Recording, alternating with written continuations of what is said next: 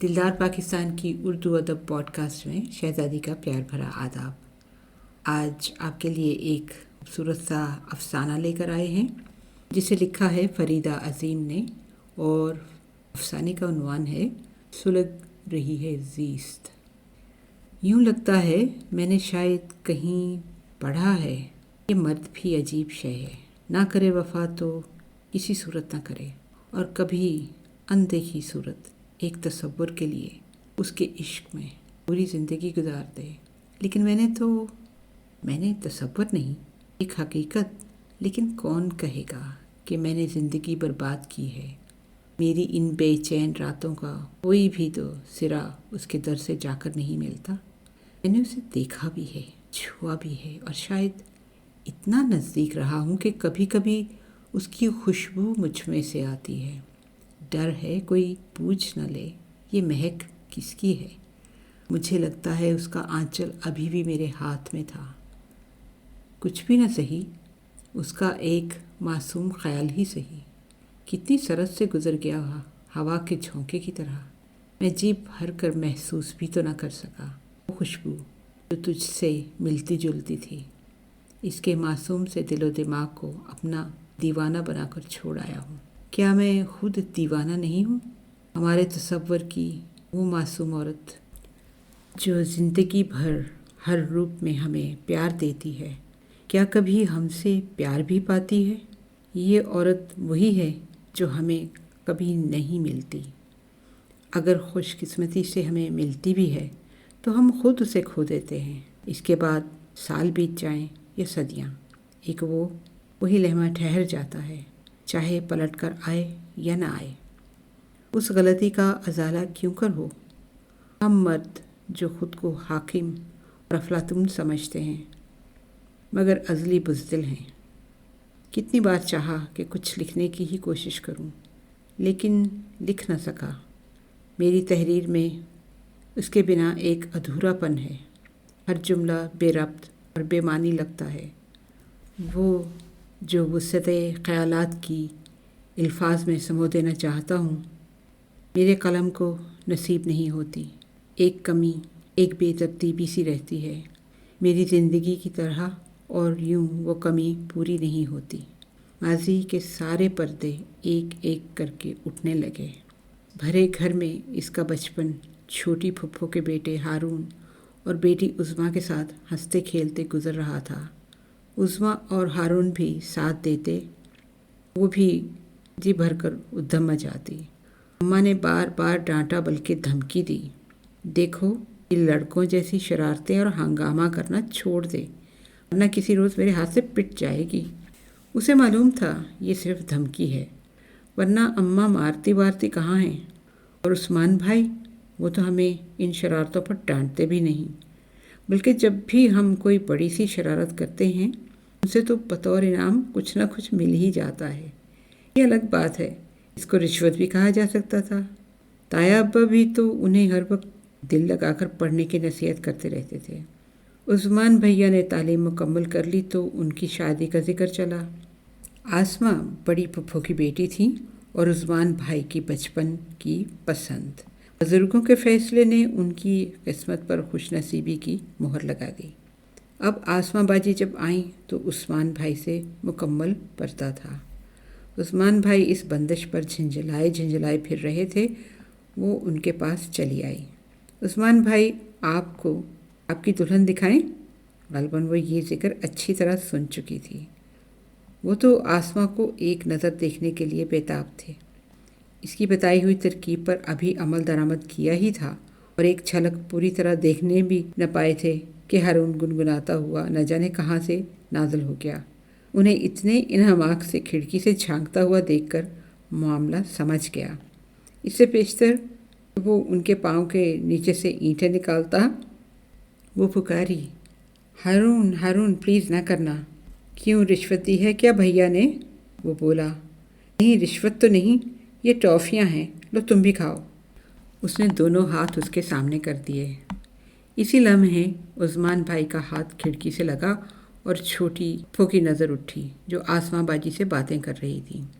अच्छा तो उस्मान ये तुम हो, आखिर ऐसी भी क्या बेताबी, चोरी चोरी देखने की क्या ज़रूरत है? आखिर आसमां ने इसी घर में तो आना है। उस्मान झेंप गए और आसमां बाजी के चेहरे पर धनक के रंग फैल गए। उस्मान भाई के वलीमे का दिन था। वो उज़्मा के साथ दुल्हन को मुसलसल घेरे बैठी थी। अम्मा ने डांटा, क्या आफत है लड़कियों तुम पर? इस गर्मी में वैसे ही दुल्हन का दम घुट रहा है और ऊपर से तुम सर पर सवार हो। जाओ जाकर बाहर खेलो। वो दो चार हम उम्र लड़के लड़कियों को लेकर बाग में आ गई। उस्मान भैया के कमरे की खिड़की से ज़रा हटकर जो आम का तनावर दरख्त था, उस मौसम में केरियों के बोझ से इतना झुक गया था कि निचली शाखें सर पर लगती थीं। उसने उन शाखों का जायज़ा लिया। उफ़ो, इनमें तो एक भी कैरी नहीं। चलो दोस्तों, तुम्हें कैरी खिलाएं, वह फ़ख्र से बोली। मुझे भी खिलाना मनाल, ये अकब से आवाज़ आई। बड़ी नीयत ख़राब है हारून तुम्हारी, वो चिढ़ाने को बोली। मेरी या तुम्हारी? इतनी बड़ी होकर तुम जो कैरियाँ तोड़ रही हो तो कोई बात नहीं, वो बिगड़ कर बोला। अच्छा बाबा, तुम्हारी नीयत ख़राब नहीं। उसने हार मान ली और खूब घेरदार चमकीला सा फ्रॉक और चुना हुआ हमरंग दुपट्टा संभालती हुई पेड़ पर चढ़ने लगी। ढेर सारी कैरियाँ तोड़कर नीचे फेंकने के बाद वो उतरने के लिए पेड़ की निचली शाख पर चली आई। हारून, मुझे उतारो, वो खुशामदाना लहजे में बोली। जैसे ही चढ़ी थी वैसे ही उतर आओ। उसने सारे अगले पिछले बदले चुकाए। तभी वो सब बच्चों को घेर कर दूसरी तरफ ले गया।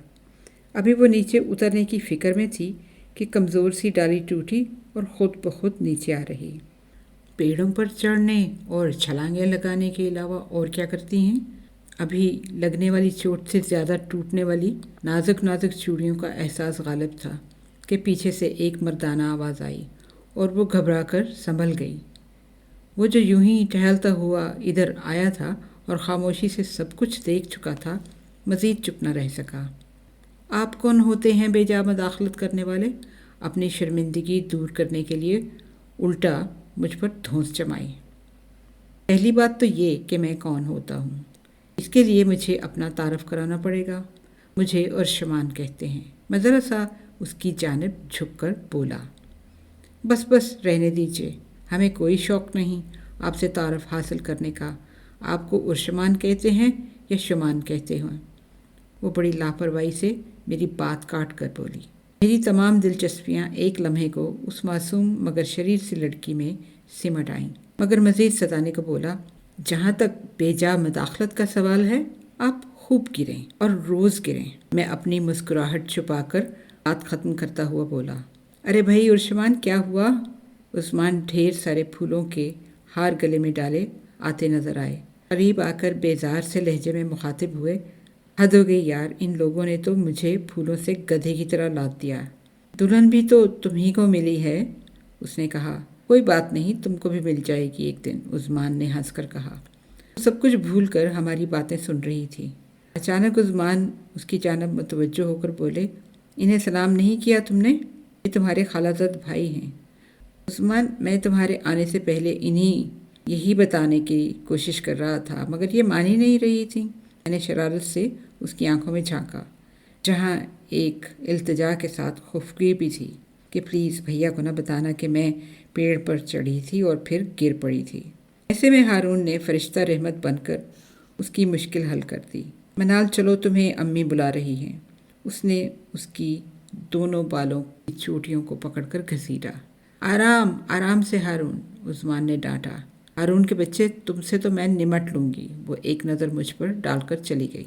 एक रंजिश ही सही, मगर मैं अब तक अपनों से क्यों दूर रहा, इसका अब मुझे शिद्दत से एहसास हो रहा था। खुद उसमें मेरा कोई दोष न था। ये लड़की अजनबी सी होते हुए भी मेरे लिए अजनबी न थी। मैंने हमेशा अपनों से मिलना चाहा, लेकिन पापा के दिल में न जाने कौन सी दुश्मनी भर किए हुए थी कि आज तक यानी उम्र के 20 साल यूं ही गुजार दिए। लेकिन अचानक ही पापा के रवैये में आने वाले इनकलाब ने मुझे इस घर की दहलीज पार करने की इजाज़त दे दी। मनाल, ये नाम मैंने पहले भी सुना था, शायद किसी और की ज़ुबान से। मेरे दिल का मासूम सा तसव्वुर थी जो ज़्यादा मुख्तलिफ ना निकला। उसकी उम्र की मासूमियत के पेश नज़र कुछ कह न सका। चंद रोज़ करीब रहने पर मालूम हुआ वो काफ़ी ज़हीन थी। मसलन शायरी से तो मुझे कोई ख़ास लगाव न था, لیکن اسے قدرتی دلچسپی معلوم ہوتی تھی۔ اس کی کاپیوں پر جگہ جگہ کہانیوں کے ادھورے پلاٹ بھی ملے۔ جہاں تک میرا خیال تھا ابھی ان اشعار کا کوئی واضح مطلب بھی اس کی عقل میں نہ آتا ہوگا، لیکن شاید یہ شوق اسے ورثے میں ملا تھا۔ بھائی جان ذرا اس میں سے اپنی پسندیدہ اشعار ٹک مارک کیجیے۔ وہ ایک رسالہ اٹھائے میری طرف چلی آئی۔ میں نے رسالہ اس کے ہاتھ سے لے لیا۔ وہ نزدیک ہی بیٹھ گئی۔ تب میں نے آپ کی بیاض کے صفحے کا ایک جائزہ لیا اور ایک شعر ٹک مارک کر دیا۔ دل میں تمہاری یاد کے جلتے تو ہیں چراغ، مانا کہ ان کی روشنی تم پر آیا نہیں۔ اس نے دلچسپی سے اس شعر کو پڑھا اور میں نے اس کے چہرے کو، مگر وہاں کوئی تاثر نہیں تھا۔ جتنے روز رہا اس سے اکثر کسی نہ کسی موضوع پر گفتگو رہی، زیادہ تر ادب ہی کو زیر بحث لاتی۔ اسی لیے میرا اندازہ تھا کہ شاید وہ مستقبل میں ایک ادیبہ بنے۔ عثمان کی شادی کے ہنگامے تو سرد ہو گئے، مگر نہ جانے کیوں میرے دل میں ایک چنگاری بھڑک اٹھی۔ گھر واپس آیا تو کچھ روز بے کلسا پھرتا رہا۔ میرے رزلٹ کے آنے میں کچھ وقت تھا اور یوں اس کی یاد کا بہانہ بنا، اور یوں وہ معصوم سی لڑکی مجھے بہت یاد آئی۔ 1.5 ماہ اسی سوچ میں گزار دیا کیسے جاؤں۔ راولپنڈی سے اسلام آباد جانا تو تقریباً پورا دن درکار تھا۔ دوسری صورت میں یہ بہتر تھا کہ رات وہیں قیام کروں۔ جب پہنچا تو سب سے پہلے منال سے ہی ملاقات ہوئی۔ وہ ایک کیاری کے پاس کھڑی پیڑ میں کھلنے والے گلاب کو دیکھ رہی تھی۔ مجھے دیکھ کر بے حد خوش ہوئی اور امی کے پاس لے آئی۔ رات کے کھانے کے بعد وہ مجھے میرا کمرہ بتانے آئی۔ ابھی تقریباً 9:30 ہی بجے تھے کہ میں نے اسے بیٹھنے کو کہا۔ وہ ادھر ادھر کی باتیں کرتی ہوئی بیڈ کے سامنے پڑی ہوئی ایزی چیئر پر بیٹھ گئی۔ میں ایک ٹک اسے تکتا رہا اور سوچتا رہا کہ اس میں ایسی کون سی بات ہے جس نے مجھے متاثر کیا ہے۔ بظاہر تو کوئی بات ایسی نہ تھی کہ حسین کہا جا سکے، مگر باتوں میں دل موہ لینے والی حد تک معصومیت اور سادگی تھی۔ وہ معصوم سی لڑکی تھی، ہر جذبے سے ناآشنا۔ میں نے چاہا یہ بھی محبت جیسے لطیف نازک جذبے کو محسوس کرے، میری طرح۔ وہ چنگاری جو میرے دل میں بھڑک اٹھی تھی، اس کی تپش اس تک بھی پہنچے۔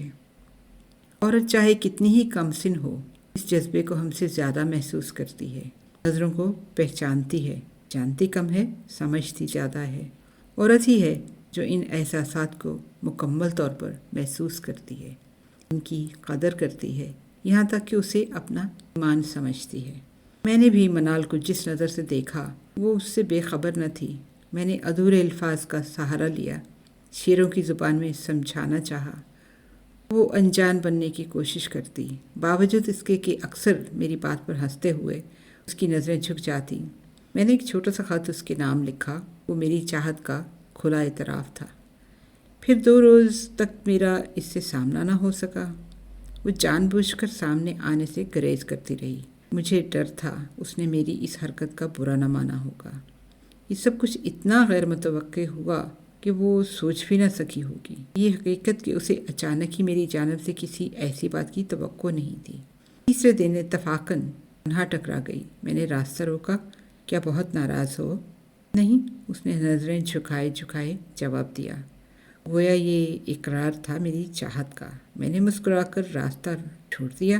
میرا کام ختم ہو چکا تھا۔ پاپا کا بھی خط آیا تھا کہ جلد واپس آ جاؤں۔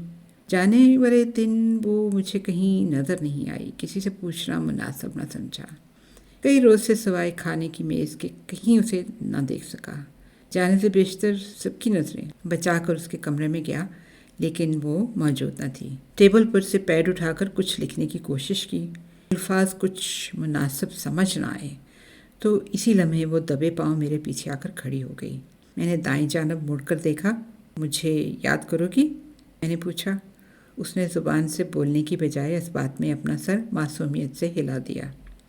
ایک من کا سر تو اقرار میں ہل سکتا ہے، لیکن ایک چٹان کی زبان استعمال نہیں کر سکتی۔ میں نے پیار سے اس کے سر کو ہلا دیا اور وہ میری اس بات پر کھلکھلا کر ہنس پڑی۔ گھر آیا تو 1-2 روز بخیریت گزر گئے۔ پھر پاپا اصل مقصد کی جانب آ گئے۔ 1-2 دفعہ دبے لہجے میں جتانا چاہا، پھر صاف صاف کہہ دیا، میں زبان دے چکا ہوں، تم انکار نہیں کر سکتے، تمہیں یہ شادی کرنی ہوگی۔ یہ ان کا آخری فیصلہ تھا۔ میں نے انکار کیا، احتجاج کیا، مگر صرف لڑکیوں کی حد تک۔ لڑکی تو نہ تھا کہ گھر نہ چھوڑ سکتا تھا۔ एक ज़रा हिम्मत की ज़रूरत थी, फिर हालात मामूल पर आ जाते। मजबूरी का ये हसार मैंने खुद अपने गिर्द खींच लिया। सभी कुछ हुआ मगर खामोशी से देखता रहा। किस चीज़ की कमी रही यही कह सकता था।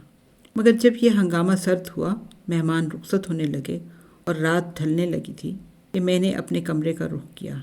नादिया का घूंघट उलटते हुए बस एक लम्हा को मनाल याद आई, मगर उस कमरे में जो औरत मौजूद थी उस पर भी तो मेरा हक था। मनाल ना सही, नादिया सही। उस रात में मनाल का कोई तसव्वुर शामिल न था। दूसरे रोज़ सोने के लिए लेटा, मनाल का वो मासूम तसव्वुर जिसे मैं रात भुला चुका था मेरे सामने था। मैं नादिया और मनाल का मुआवजा करने लगा। कहाँ ये भरपूर लड़की और कहाँ वो नादान सी लड़की जिसे अपने जज्बात समझाना भी मुश्किल काम। मैंने खुद को मुतमईन करना चाहा। अब जब इस्लामाबाद जाना हुआ तो सबसे पहले ही मुझे इस शादी की मुबारकबाद दी गई। कुछ नागज़ीर वजूहात की बिना पर ये लोग ना आ सके थे। मनाल मिली तो बड़ी बेनियाज़ी सी थी, जैसे उसे इस बात की परवाह ही ना हो, मगर उसे देखकर मिले बिना चैन न था। मैंने मौका निकाल ही लिया। शादी मुबारक हो, बड़ा तंतिया लहजा था। मनाल बहुत ज़्यादा खफा हो क्या? इतनी बदगुमानी अच्छी नहीं। मेरी भी तो कुछ सुनो। मैं कितना मजबूर था, तुम्हें क्या मालूम, वरना ये सब कुछ मुमकिन था। तुम्हारी जगह कौन ले सकता है? मेरी चाहत तो तुम हो। मैं बोलता ही चला गया। अपनी मजबूरियों के इतने खौफनाक जाल का तसव्वुर उसे दिखाया कि वो लरज़ उठी। मेरे अल्फाज ने उसके खलूस और चाहत को दोबारा यकजा किया। वो मेरे कदमों में झुक गया। शान, मुझे माफ़ कर दो, मैंने तुम्हें गलत समझा। वाकई तुम इतने मजबूर थे, ना करते तो क्या करते। उसने अपने दिल से मेरे खिलाफ हर बदगुमानी को धो दिया। लीजिए, हीरो साहब तो फ्री हो गए। अब शादी तो उनकी हो गई, यहाँ पे भी आके चक्कर चला दिया और अपना यकीन दिला दिया। खैर, देखिए ये यकीन कितनी देर तक रहता है कि नहीं। इस अफसाने को यहाँ पर रोकते हैं और इसका दूसरा हिस्सा आपको अगली पॉडकास्ट में सुनवाएंगे। आज के लिए इजाज़त दीजिए। Until next time, take care, God bless, Allah Hafiz.